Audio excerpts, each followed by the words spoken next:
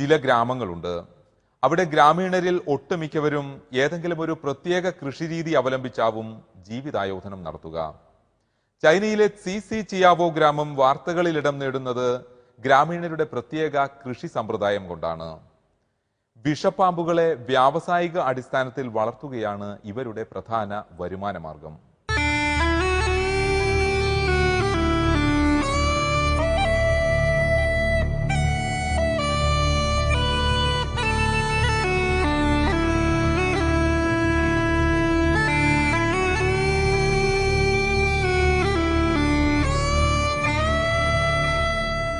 ചൈനയുടെ കിഴക്കൻ സീജിയാങ് പ്രവിശ്യയിലെ സി ചിയാവോ ഗ്രാമത്തിൽ ഭൂരിഭാഗവും കർഷകരാണ്.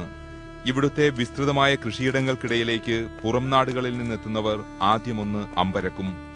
മൂർഖൻ, അണലി തുടങ്ങിയ വിഷപ്പാമ്പുകൾ ഗ്രാമീണരുടെ വീട്ടുമുറ്റത്ത് കോഴിക്കുഞ്ഞുങ്ങളെപ്പോലെ നടക്കുന്നത് കണ്ടാൽ ആരാണ് അമ്പരക്കാത്തത്? സി ചിയാവോ ഗ്രാമം പാമ്പുകളുടെ ഗ്രാമം എന്ന പേരിലാണ് അറിയപ്പെടുന്നത്. ഇവിടെ കർഷകരുടെ പ്രധാന വരുമാനമാർഗം പാമ്പ് കൃഷിയാണ്. വിഷപ്പാമ്പുകളെ വീട്ടിൽ വളർത്തി ഭക്ഷണത്തിനും ഔഷധ നിർമ്മാണത്തിനുമായി ഇവർ ഉപയോഗിക്കുന്നു. 1985-ൽ യാങ് ഹോങ് ചെങ് എന്ന കർഷകനാണ് ഈ ഗ്രാമത്തിൽ പാമ്പുകൃഷി എന്ന ആശയം ആദ്യമായി പ്രയോഗത്തിൽ വരുത്തിയത്.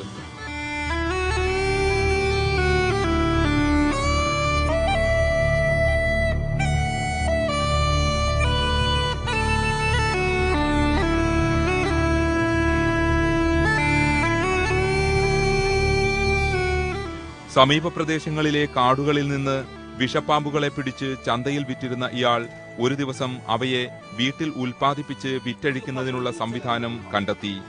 പാമ്പുകൃഷിയിൽ നിന്നും ലഭിച്ച വരുമാനം കൊണ്ട് യാങ് ഹോങ് ചെങ് ഗ്രാമത്തിലേക്കും ധനികനായി.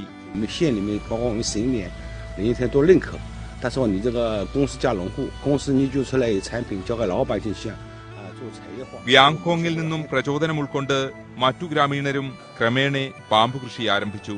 പുതിയ കൃഷി അവർക്കും നേട്ടങ്ങൾ തന്നെ സമ്മാനിച്ചു. ഇപ്പോൾ 30 ലക്ഷം വിഷപ്പാമ്പുകളെ ഗ്രാമത്തിൽ പ്രതിവർഷം ഉൽപ്പാദിപ്പിക്കുന്നു. 160-ലധികം കുടുംബങ്ങൾ ഇവിടെ പാമ്പ് കൃഷിയിൽ ഏർപ്പെട്ടിരിക്കുന്നു. ഭക്ഷണ വിഭവങ്ങൾ ഉണ്ടാക്കുന്നതിനും പരമ്പരാഗത ചൈനീസ് ഔഷധ നിർമ്മാണത്തിനുമാണ് വിഷപ്പാമ്പുകളെ ഉപയോഗിക്കുന്നത്. പാമ്പിൻ സൂപ്പും പാമ്പിൻ വീഞ്ഞും പ്രതിരോധശേഷി വർദ്ധിപ്പിക്കുമെന്നാണ് വിശ്വാസം. ശുദ്ധമായ പാമ്പിൻ വിഭവങ്ങൾക്കായി അയൽ സംസ്ഥാനങ്ങളിൽ നിന്നും ഇവിടെ ആളുകളെത്തുന്നു. നാഗൌഷധങ്ങളും മറ്റുൽപ്പന്നങ്ങൾക്കും വേണ്ടി ഇവിടെ എത്തുന്നവരെ തെരുവുകളിൽ കടകൾ സ്വാഗതം ചെയ്യുന്നു.